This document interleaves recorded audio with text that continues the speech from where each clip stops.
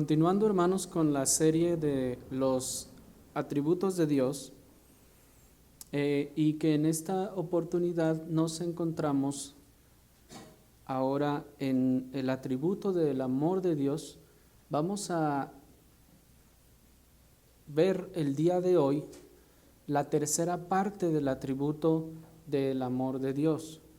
Y vamos a ver, como comenzamos a ver el domingo pasado, la relación o la armonía del atributo del amor de Dios con los demás atributos divinos.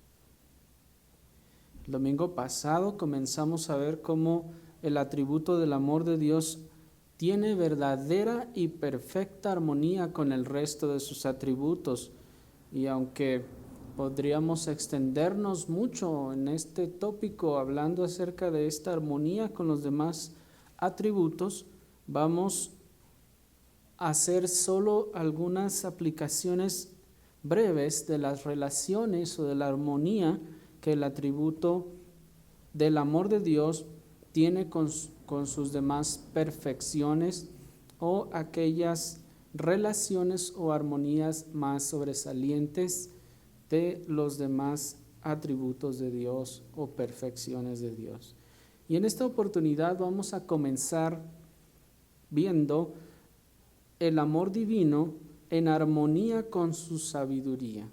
Vamos a ver hoy la armonía del atributo del amor de Dios con un par de atributos más que en esta oportunidad comenzaremos con la sabiduría. Para eso les invito a que vayamos a Filipenses capítulo 1, Filipenses capítulo 1, y vamos a leer en el versículo número 9. Filipenses capítulo 1, en el versículo 9, dice la palabra del Señor de la siguiente manera: y esto pido en oración, que vuestro amor abunde aún más y más en ciencia y en todo conocimiento, verso 10, para que aprobéis lo mejor, a fin de que seáis sinceros e irreprensibles para el día de Cristo. Hasta allí. Hermanos, el amor de Dios es un atributo divino de los que podríamos catalogar entre los atributos comunicables, aunque en cierta medida, como vimos con todos los demás.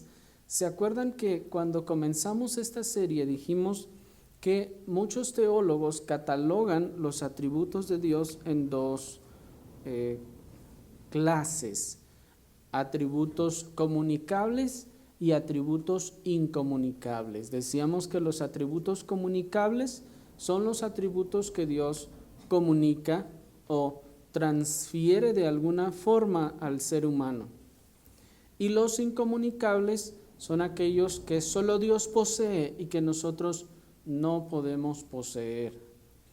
Decíamos que, por ejemplo, uno de los atributos incomunicables sería la omnisciencia de Dios. Dios no nos comunicó omnisciencia, nosotros no somos omniscientes en ninguna medida. Pero algunos otros teólogos les decía que han objetado a esta clasificación debido a que los atributos que pueden considerarse como comunicables no son 100% comunicables o solo son comunicables en cierta medida, y los que son incomunicables también pueden llegar a ser o llegan a ser comunicables en cierta medida. Por ejemplo, en cuanto a los incomunicables, se puede considerar el atributo de la omnipotencia de Dios. Dios es omnipotente y Dios no nos transfirió omnipotencia a nosotros, pero sí nos transfirió poder. Y cuando decimos poder, estamos hablando de la capacidad de poder llegar a hacer cosas. En el atributo de la sabiduría de Dios es un atributo que podría alguien llamar o catalogar como comunicable. Dios nos comunicó de su sabiduría, pero nosotros no podremos tener o llegar a tener la sabiduría de Dios. ¿Me explico? Los atributos pueden llegar a ser comunicables, pero no en el grado o en el nivel en el que Dios los ostenta. En el caso del amor de Dios, es un atributo que se puede considerar comunicable, pero como ya hemos hecho la salvedad, en cierta medida. Esto es que el amor que Dios ostenta, como ya vimos al principio y veremos después, es un amor único. Es un amor que solo Dios puede manifestar. Pero a pesar de eso, nos transfirió también en su gracia la capacidad de poder amar. Vamos a ver eso al final, si el Señor nos concede de este atributo. Y en esa transferencia que Dios nos hace, nos concede la capacidad de amar. Así que, pues, en ese sentido, nosotros podemos también amar. ¿Y quiénes pueden amar? Vamos a ver que bíblicamente los creyentes. Pues Pablo es a quien les está escribiendo en esta carta. En el versículo 9, nuevamente acompáñenme con su vista, dice: y esto pido en oración, que vuestro amor, ¿de quién es el amor? De los hermanos en Filipos. Vuestro amor abunde aún más y más en ciencia. ¿Y en qué más? En todo conocimiento. ¿Para qué, hermano Pablo? Para que aprobéis lo mejor, a fin de que seáis sinceros e irreprensibles para el día de Cristo. Así que, bueno, hermanos, antes de traer aplicación de este versículo a nuestro tema, quiero hacer esta salvedad, pues alguien dirá: pero a ver, aquí está hablando del amor nuestro, no del amor de Dios. Y diremos, bueno, es cierto, el apóstol nos está hablando del amor nuestro, pero tenemos que también considerar el siguiente principio, que es que Dios no nos mandará a hacer algo que Él no hiciera de manera perfecta. Dios nunca nos va a mandar a hacer algo que Él no está haciendo ya y que lo está haciendo de manera perfecta. ¿Me explico? De tal forma, hermanos, que cuando Dios nos manda a hacer algo es porque Él lo hace o lo es en sí mismo y lo es de manera perfecta. Así que, hermanos, Dios, ya que nos manda que en nuestro amor ese amor crezca o abunde, dice, más y más, ¿en qué? En ciencia. ¿Qué es ciencia? Conocimiento, o podemos también llamarle sabiduría. En ciencia o en sabiduría y en todo conocimiento. ¿Para qué va a abundar el amor?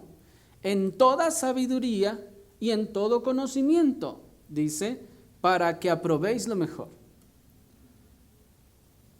De donde entonces inferimos, hermanos, hablando del amor de Dios primariamente, y que el nuestro debe seguir su ejemplo, es que Dios no ejerce un amor ciego, sino un amor sabio, con ciencia, con entendimiento, con sabiduría.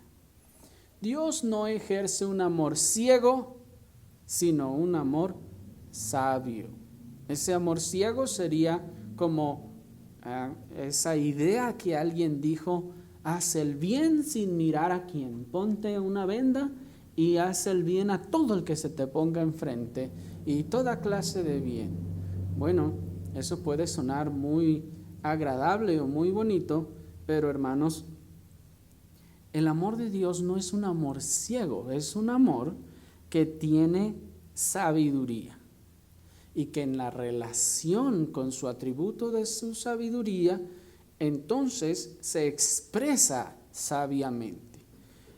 Pues si en nosotros este amor debe poseer esa sabiduría para aprobar lo mejor, puesto que el amor ciego o a ciegas puede no estar aprobando o ejerciendo o haciendo lo mejor. Esta sabiduría, en el caso de Dios, conduce su amor de manera perfecta para expresarlo de la forma más sabia y en el momento más sabio y con el perfecto efecto. El amor ciego vendría a ser aquel en el que se amaría indiscriminadamente, sin ponerse a pensar las consecuencias de lo que va a suceder si yo manifiesto mi amor, y hago en comillas, si yo manifiesto mi amor a quien sea y de la forma que sea. No me importa, yo los amo a todos por igual y por eso amo a 2 o 3 señoras al mismo tiempo. ¿Me explico? El amor ciego, entonces, es algo así desbordado que no discierne o no distingue cómo es que debe expresarse correctamente.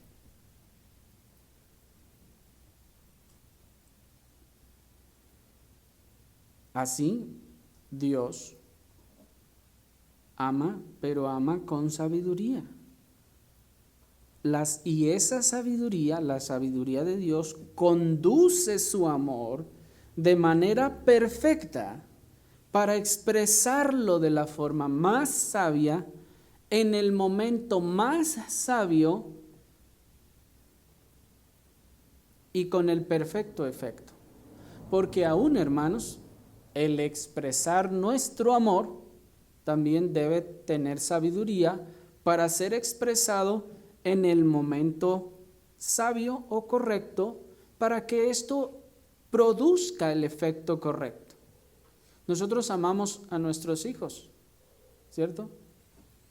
¿Y significa eso que todo el día los estamos abrazando y besando? No.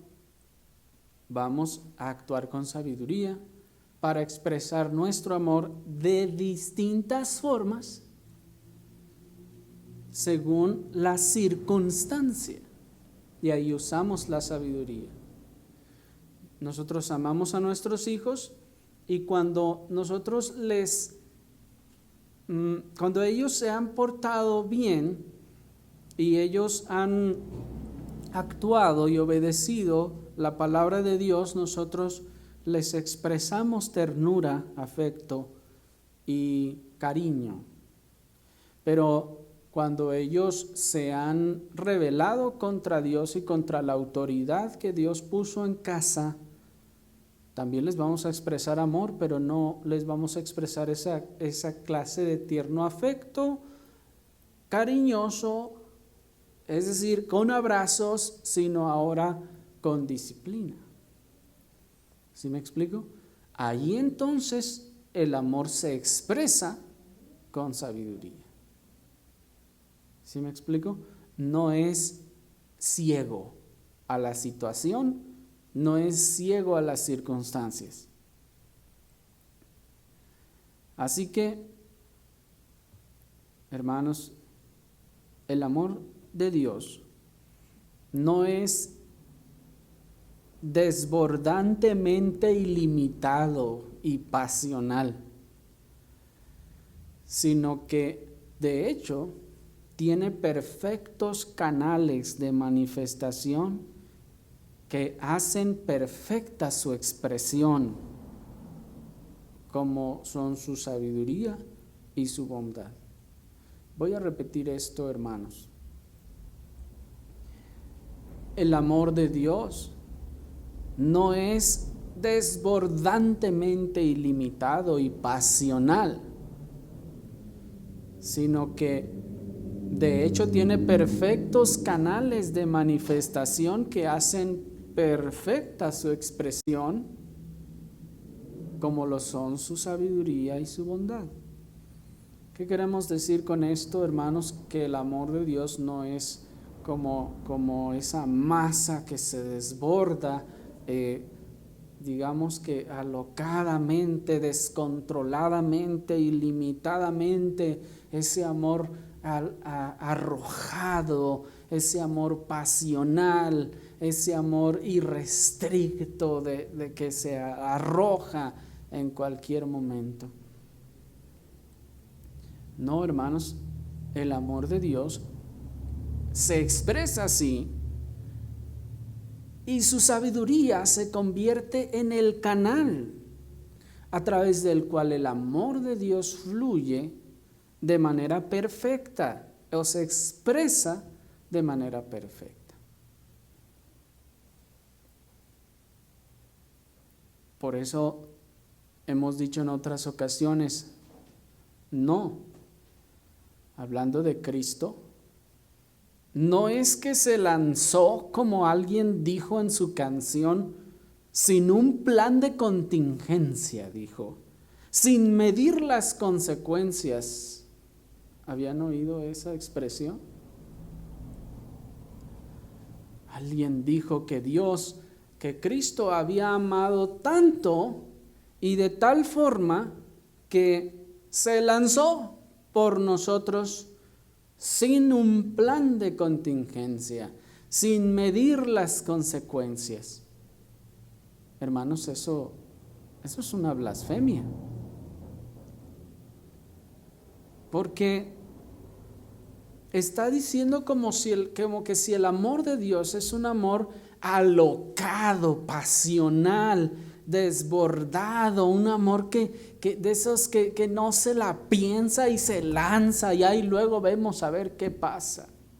Como cuando un par de jovencitos están totalmente dominados por las hormonas y se lanzan y dicen, vámonos de una vez, mira que te espero a tales horas, nos vamos y te robo de tu casa y nos vamos, ahí vemos qué hacemos, sí, vámonos, yo te amo, y se avientan y se van de casa.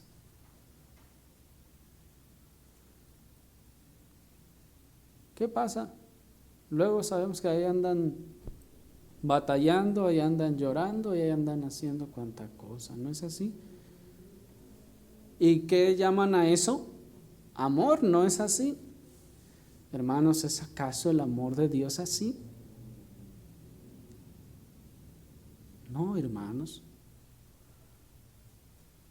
El amor de Dios tiene perfectos canales de manifestación o de expresión, como son su sabiduría y su bondad.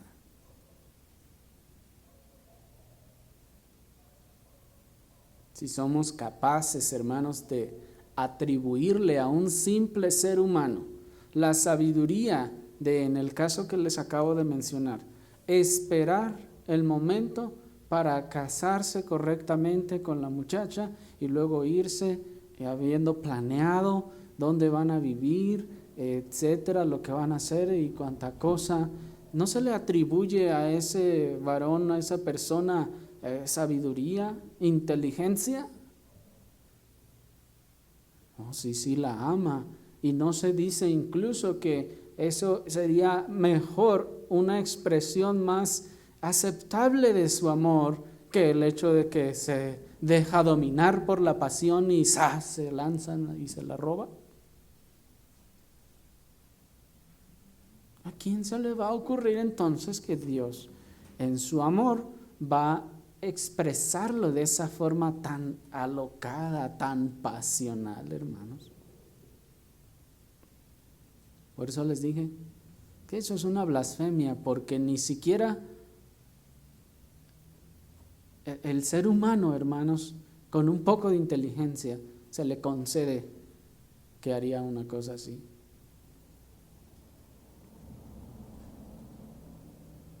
Nos dice el puritano Matthew Henry: las fuertes pasiones sin sabiduría ni un correcto juicio no nos harán completos en la voluntad de Dios, y a veces harán más daño que bien.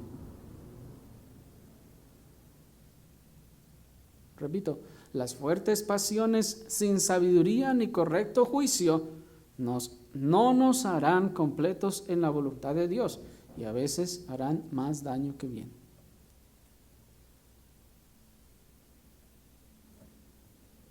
¿Cómo podemos pensar entonces que el amor de Dios se ejerce sin sabiduría? Que el Señor, aún en el plan redentor, se lanzó y dijo, pues ahí veremos, a ver qué pasa. Luego los amo tanto que no tengo tiempo ni de pensar qué voy a hacer. Ahí luego en el camino vemos qué hacemos. Hermanos, por favor, eso es una ofensa. Es una ofensa a la persona de Dios.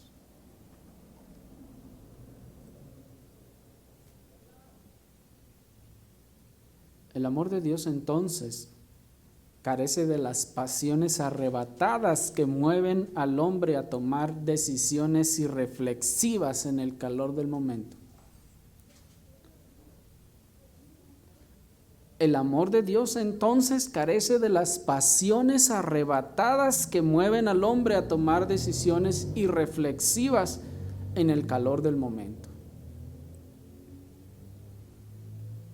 Porque así es ese amor arrebatado del hombre.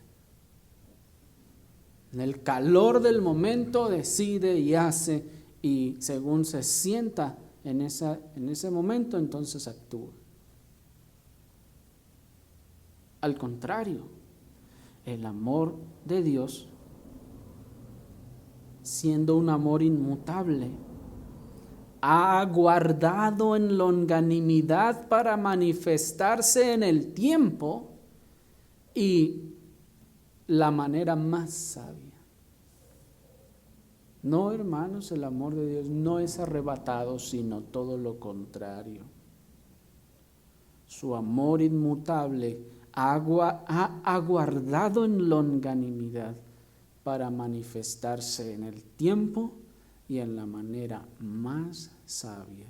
¿Se dan cuenta, hermanos? Qué lejos está entonces el amor del hombre, ese pasional arrebatado, que el amor de Dios, que es o que se ejerce y trabaja en perfecta armonía con su sabiduría. Adicionalmente, la sabia manifestación del amor de Dios significa que, por más que nos ama, no nos ha dado lo que pedimos en cuanto a nuestras situaciones terrenales o propósitos, sino que ha obrado lo que es más sabio para nosotros. Otro aspecto importante, hermanos, de el amor de Dios ejercido con sabiduría o a través de su sabiduría es que Dios, hermanos, por más que nos ama, no nos ha dado todo lo que pedimos en cuanto a nuestras situaciones terrenales de la vida o nuestros propósitos, sino que Él nos ha dado lo que ha sido más sabio para nosotros. Y esto es lo que nos enseña Romanos capítulo 8, versículo 26, cuando nos dice, y de igual manera, el Espíritu nos ayuda en nuestra debilidad, pues ¿qué hemos de pedir como conviene?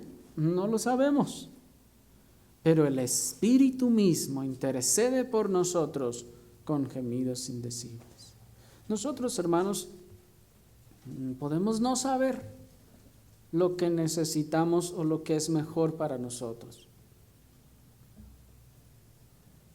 Dios nos ama y cuando nosotros le pedimos algo, Dios está inclinado a darnos lo mejor y lo que conviene.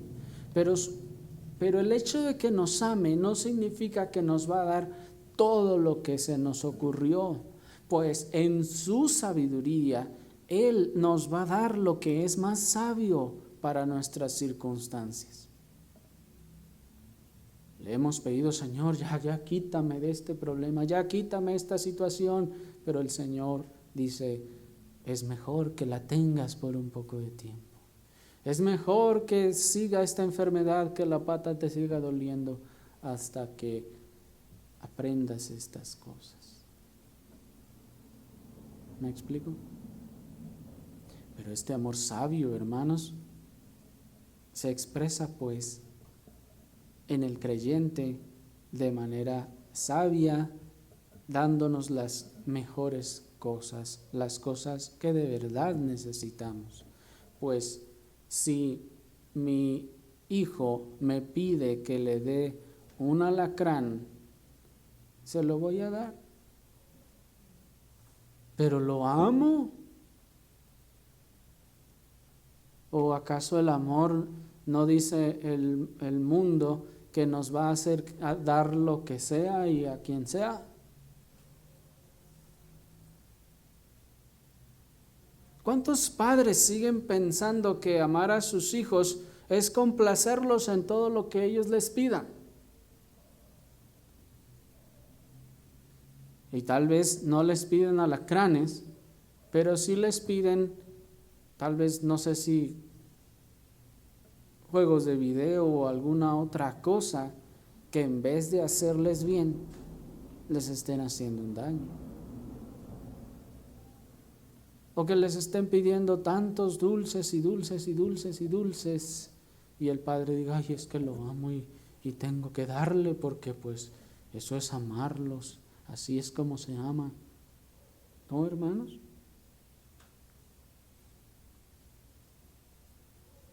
Muchos padres les conceden todos los deseos que sus egoístas corazones tienen, hasta convertirse en sirvientes de los caprichos de sus propios hijos. Y sobre todo en aquellos países en donde ya de tiempo está prohibido disciplinar a los hijos. Ahí están los padres sirvientes de los caprichos de sus hijos. Y los niños, a pesar de lo que muchos piensen, son muy inteligentes. Son muy inteligentes para saber cuándo es que deben tirarse al piso, en qué momento es que deben hacer el berrinche mientras están delante de todos, pues saben que en ese momento el papá y la mamá se va a detener de darle sus 3.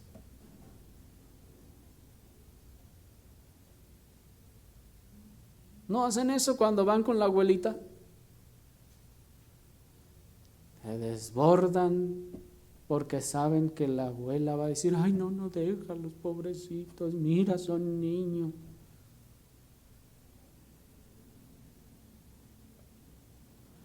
Estos padres no son capaces de negarles nada, sino que tampoco son capaces de causarles pesar o congoja alguna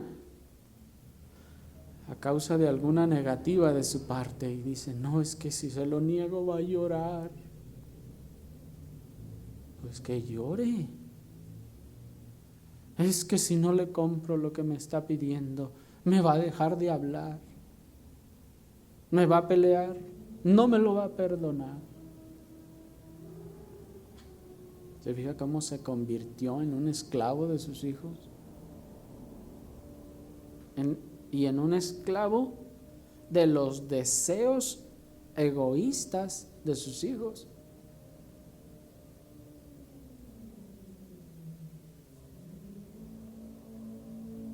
¿Cuántos padres siguen pensando que amar a sus hijos es no disciplinarlos nunca por más berrinche que hagan? Hay muchos padres que siguen pensando que por amor entonces no hay que disciplinarlos. Y bebiendo las ideas de pensamiento del mundo, dicen, no, ¿cómo vamos a disciplinar a nuestros hijos? No, eso es salvaje. Y dicen, si les amamos, tenemos que tolerarlos y tenemos que hablar con ellos. Es que hablando, ellos entienden.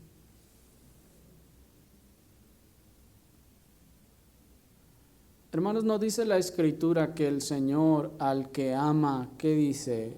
Le da un abrazo. El Señor al que ama, habla con él y se sienta con él y le dice, mira, ándale, no seas malo, obedéceme, ándale por favor, mira, me haces sentir mal cuando no obedeces. ¿Hace eso el Señor? Dice, ¿no dice la Escritura que el Señor al que ama castiga? Y que azota a todo aquel que recibe por hijo, según Hebreos capítulo 12, versículos 6 y 7. ¿Qué hace Dios? Azota.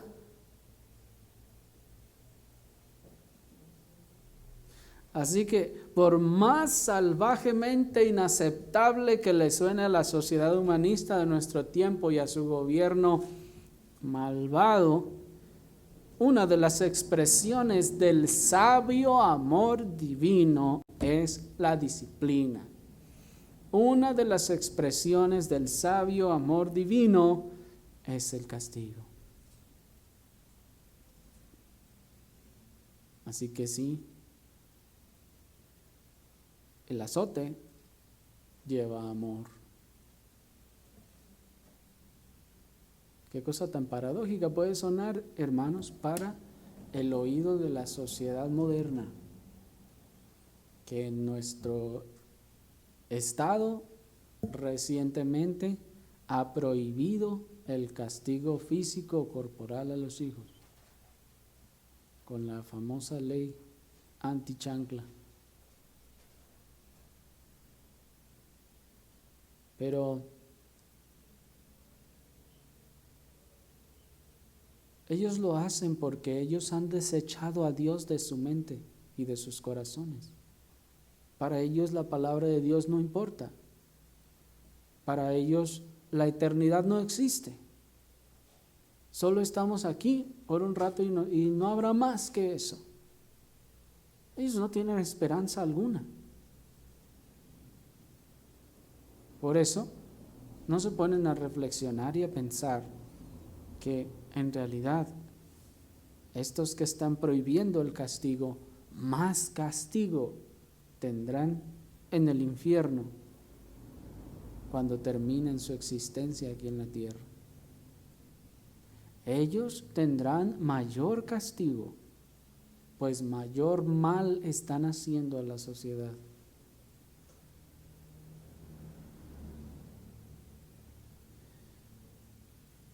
Porque, ¿qué es entonces esta pandemia actual para el mundo entero? ¿Es una casualidad? ¿Llegó ahí por accidente? ¿No hemos entendido que es un trato de Dios para este mundo? ¿Es un azote de Dios para esta humanidad en este tiempo?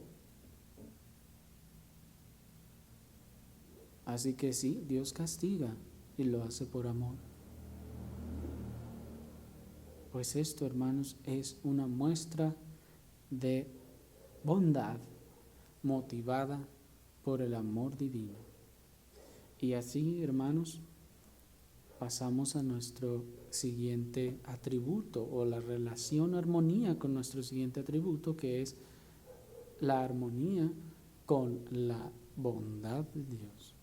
La armonía del amor de Dios con su bondad. Y para ello vamos a Juan capítulo 3, versículo 16, versículo que ya leímos domingos pasados y que ustedes se saben de memoria, que dice que porque de tal manera amó Dios al mundo que ha dado a su Hijo unigénito para que todo aquel que en Él cree no se pierda, mas tenga vida eterna. Existe, hermanos, una relación muy estrecha entre el amor y la bondad de Dios, tal que algunos teólogos han catalogado el amor de Dios como una característica derivada de la bondad de Dios. Y han dicho, no, bueno, es que el amor no es un atributo en sí mismo, sino es una cualidad derivada de su bondad. Y bueno, nosotros no vamos a meternos ahorita dialogar o discutir en esta parte, pero ciertamente hemos de reconocer que hay una relación tremendamente estrecha, íntima, entre el amor de Dios y su bondad. Pero Dios, que es bueno para con todas sus criaturas, Dios ama y manifiesta su amor a través de su bondad y manifiesta su bondad a través de su amor. Ahora, que Dios es bueno para con todas sus criaturas, ¿significa entonces que Dios ama a todas sus criaturas sin distinción? Si Dios manifiesta su bondad a través de su amor, o si alguien quisiera verlo al revés, su amor a través de su bondad, alguien dirá entonces, pues, si Dios hace bien a todos, entonces Dios significa que Dios ama a todos.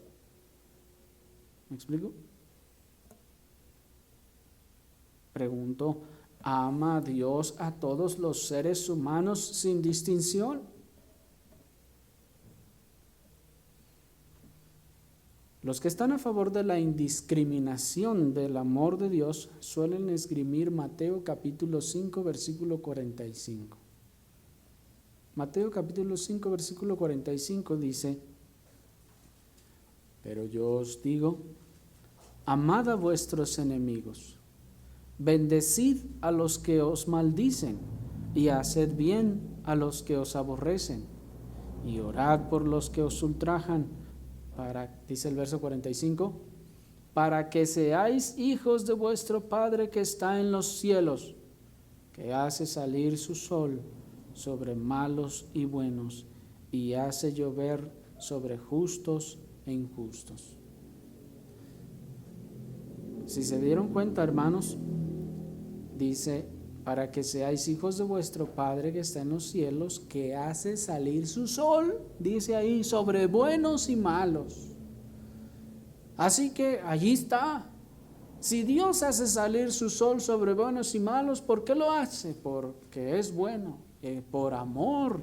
Entonces significa que Dios ama a los buenos y a los malos. Dios ama a los buenos y a los malos también.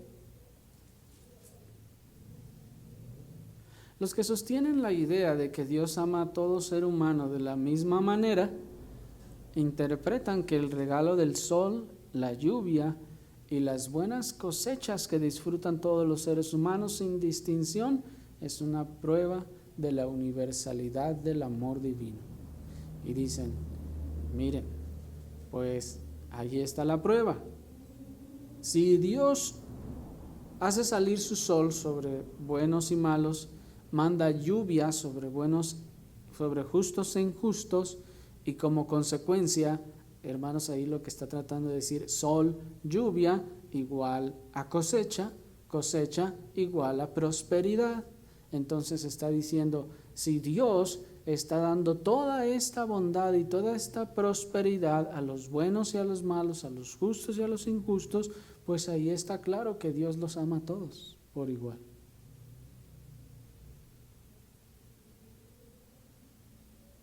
Y, hermanos, aunque el texto demuestra que nuestro versículo está expresado en el contexto del amor, el versículo anterior nos enseña la clase de afecto del que se está hablando. Miren cómo dice el 44. Pero yo os digo, amad a vuestros enemigos, bendecid a los que os maldicen, haced bien a los que os aborrecen, y orad por los que os ultrajan y persiguen. Bueno, lo primero que debemos hacer es reconocer que sí, el contexto está hablando de amor. Pues si leemos desde el 43, nos está hablando del amor. Y alguien dirá, pues allí está hablando del amor, amad a vuestros enemigos, bendecid a los que os maldicen, haced bien a los que os aborrecen y orad por los que os ultrajan y persiguen. Oh, sí, está hablando de amor, hermanos, pero pregunto nuevamente, ¿significa entonces esto que ya, es decir, que los regalos que Dios da del sol, de la lluvia y de las cosechas que disfrutan tanto los justos como los injustos son entonces una prueba del amor indiscriminado de Dios? Son una prueba de que Dios ama a todos por igual y sin distinción alguna. Los teólogos y estudiosos de la antigüedad respondieron a esta pregunta de la siguiente manera. Voy a citar a un comentarista del pasado que dice lo siguiente: hay dos clases de amor, envolviendo el mismo sentimiento en general, o ramificando de la misma fuente de buena voluntad hacia toda la raza humana, pero difiriendo hasta el punto de admitir la separación de ideas. El primero es ese sentimiento por el cual se aprueba la conducta de otro, comúnmente llamado amor de complacencia, y el otro por el cual se desea el bien a la persona de otro, aunque no se pueda aprobar su conducta, es llamado amor de benevolencia o caridad. Voy a repetir eso, hermanos, si fue tal vez un poco confuso. Escúchenlo bien para que no haya mucha confusión. En ese sentido, o en este verso, nos dice, o en el contexto de este versículo, el comentarista nos dice, hay dos clases de amor en este contexto, envolviendo el mismo sentimiento en general, es decir, pues ya que es el mismo sentimiento, lingüísticamente tendríamos que llamarle amor. Está ramificando de la misma fuente de la buena voluntad hacia toda la raza humana, pero está difiriendo hasta el punto de admitir la separación de ideas. Esto es, sí, es como una rama que proviene de la misma fuente, pero que se hacen dos ramas diferentes. El primero, dice, es ese sentimiento por el cual se aprueba la conducta del otro, comúnmente llamado amor de complacencia, y el otro por el cual se desea bien a la persona de otro, aunque no se pueda aprobar su conducta, y es llamado amor de benevolencia. En ese sentido, hermanos, los teólogos y estudiosos del pasado, de la época puritana, expresaban esta situación, diciendo, hay en ese sentido dos clases de amor, que por razones lingüísticas en nuestros idiomas tendríamos que llamarles amor, a falta de alguna otra palabra, que luego vino a aparecer en el latín, esa distinción por la que, como les decía, una de estos afectos fue llamado caridad, aunque para nosotros ya para este tiempo la palabra caridad ha perdido la connotación original y se ha convertido simplemente en el hecho de cuando alguien dona algo para otros y ya, ¿no? En realidad, hermanos, de hecho, la versión antigua de la versión Reina Valera 1960, en el famoso capítulo del amor, en 1 Corintios 13, nos dice o nos expresa en alguna ocasión diciendo, caridad, si yo diere todo mi cuerpo para ser quemado y no tengo caridad, nada soy. esta palabra caridad entonces es traducida ya en la versión 60 como amor. ¿Por qué les digo esto, hermanos? Para que nosotros desasociemos esa palabra caridad con el hecho de ir y donar la ropa que les sobra para allá, para los de África o no sé para quién. No, caridad en ese sentido sería ese sentimiento de benevolencia hacia los demás. Es ese sentimiento, ese deseo, esa inclinación benevolente hacia los demás. Mientras que el otro amor del que se habla aquí también, o que nos hace distinción este comentarista, así como lo hace también otros de los puritanos como Matthew Henry y algunos otros teólogos como Charles Hodge, difiere de ese otro amor llamado de complacencia. Ese otro amor en donde la persona se complace de la otra. ¿Sí me explico? En el otro era sencillamente ese sentimiento de benevolencia hacia los demás, y en el otro es ese amor o ese sentimiento entrañable de complacencia con la otra persona, es decir, me complazco de estar con ella, de conversar con ella, de pasar tiempo con ella, etcétera, etcétera, con esa persona. Hay una complacencia, me complace estar con él. En el otro no hay complacencia, hay benevolencia. No estoy de acuerdo con lo que hace.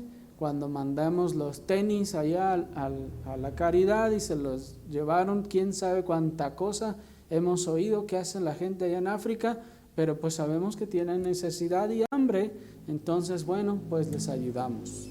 ¿Me explico? ¿Sí me estoy explicando, hermanos? Adicionalmente, el teólogo Charles Hodge llama nuestra atención al hecho de que produzca felicidad no constituye prueba de amor complaciente por sí mismo. Que produzca felicidad no constituye una prueba de amor, porque alguien puede ser feliz o sentirse feliz por la acción egoísta que alguien más hizo. ¿Y eso es amor? ¿Es un amor complaciente? No, no lo es. El hombre hace muchas cosas, nos dice el teólogo, por compromiso, no, hace muchas cosas por egoísmo, por paga o por cualquier otra motivación que no necesariamente es ese amor complaciente. ¿Me están siguiendo, hermanos? Como ya se ha dicho, pues es necesario o habrá la necesidad, hermanos, de distinguir entre las diferentes clases de lo que en nuestro idioma y en muchos de los idiomas se encierra en la sola palabra amor. Aunque se dice que en nuestro idioma el castellano es uno de los idiomas más ricos, hermanos, tiene algunas palabras y sobre todo algunas palabras, permítanme el término, religiosamente sensibles, que significan muchas cosas. Por ejemplo, la palabra gracias, que bueno, también por el tiempo y el uso que se le da al idioma, pues va perdiendo su fuerza y su significado. al punto de cuántos de nosotros, hermanos, cuando estamos orando al Señor y estamos gozosos y agradecidos, nos sentimos terribles al usar la palabra gracias. ¿Han sentido ustedes eso? Que dice uno, Señor, qué cosa tan torpe estoy diciendo. Debería de existir una palabra que de verdad exprese lo que hay en mi corazón. ¿Me explico? Para mí la palabra gracias es un pedazo de hojarasca en comparación de lo que hay en el corazón. ¿Me explico? Esa palabra ya perdió su valor y perdió su peso. En el caso del amor, hermanos, también, si tan solo hemos visto estas dos distinciones, todavía hay muchas más. Pues se sabe que en el idioma de los filósofos y los pensadores, que es el griego, existían varios términos para determinar las distintas clases de emociones y sentimientos. Y entre los más conocidos estaban, por ejemplo, la palabra filos. La palabra filos expresaba los sentimientos entrañables hacia los amigos y hacia algunas cosas.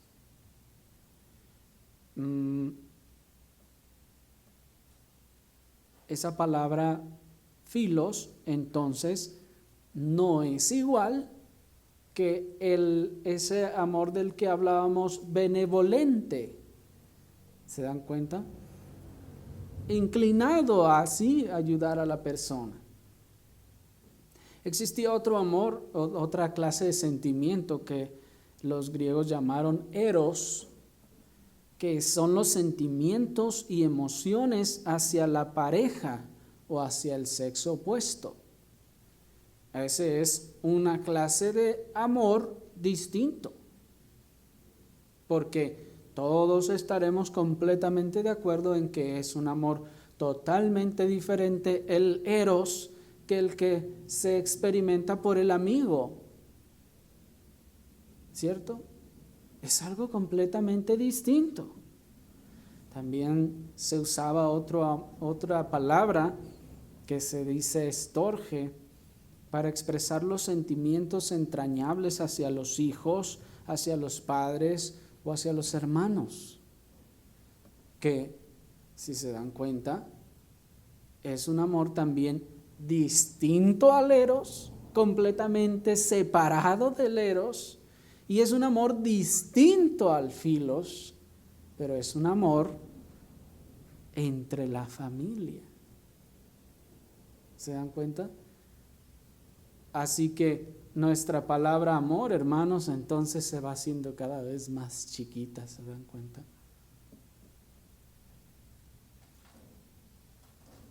Y estaba también la palabra ágape, que son los sentimientos entrañables de afecto, principalmente complaciente, y aunque a veces sí, benevolente, pero principalmente el amor complaciente. Un dato interesante, hermanos, es que todas las veces que se habla del amor de Dios por nosotros y el amor de los cristianos, se usa la palabra ágape, que es un amor que, como entenderemos también, es un amor distinto al amor que sentimos por nuestros amigos. ¿No es así? Es un afecto distinto. Es un afecto distinto al amor eros. Y es un afecto distinto al de la familia también.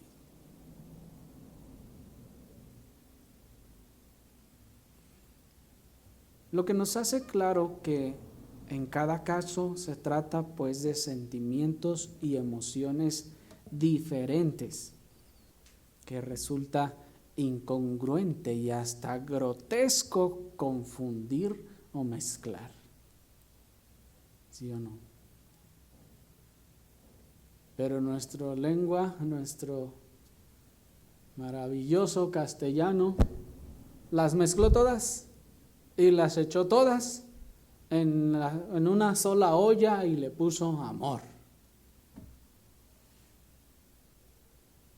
Bueno, hermanos, ese es un problema lingüístico con el que tendremos que lidiar, pues yo creo que hasta que el Señor venga.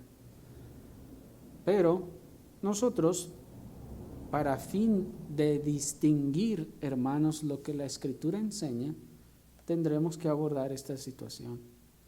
De tal forma que lo que el incrédulo experimenta en esa benevolencia de Dios como lo que el incrédulo experimenta es esa benevolencia de Dios como afecto caritativo por todas sus criaturas. No es un amor complaciente en donde Dios ama a esa persona y se complace en esa persona. No, sino que es esa benevolencia de Dios, como ese afecto caritativo que Dios tiene por todas las criaturas. Ustedes están comiendo en un día de campo con sus hijos y le dan de comer a sus hijos, les sirven, le calientan todo y sus hijos están comiendo y ustedes están felices de darle eso a sus hijos. Pero pasa un niño de la calle pidiendo un taco y que dicen, yo no te amo, entonces no te doy nada. ¿Dicen ustedes eso? ¿O acaso lo contrario, dicen ustedes, oh, te amo tanto y te va el plato de mi hijo? ¿Dicen eso? No, tampoco. Hay, hermanos, un sentimiento caritativo, un sentimiento de caridad, en donde nosotros estamos dispuestos a tomar de lo nuestro para darle a esa persona que necesita. Eso significa que le amamos tanto que queremos estar todos los días con Él y verle todos los días y hacer todo lo necesario e indispensable para pasar todo nuestro tiempo con Él. ¿Se dan cuenta que son cosas distintas, hermanos? Pero el amor especial de Dios en Cristo solo se hace manifiesto en aquellos que en Cristo son acreedores de la complacencia divina. Voy a repetir eso, hermanos. El amor especial de Dios en Cristo solo se hace manifiesto en aquellos que en Cristo son acreedores de la complacencia divina. ¿Por qué? ¿Por qué insistimos que en Cristo? Porque si Dios me mirara como yo soy en mí mismo, sin la sangre o la cobertura de la sangre de Cristo, Dios no podría sentir complacencia para conmigo.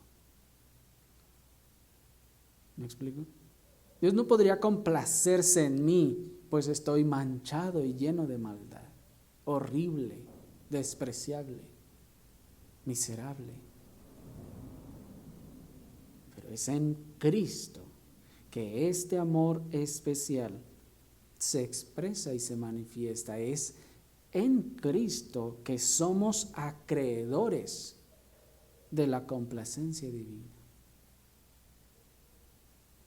Qué cosa tan asombrosa, hermanos, y maravillosa. Y si el Señor nos ayuda, eso es lo que veremos en la siguiente ocasión. Oremos, hermanos, al Señor.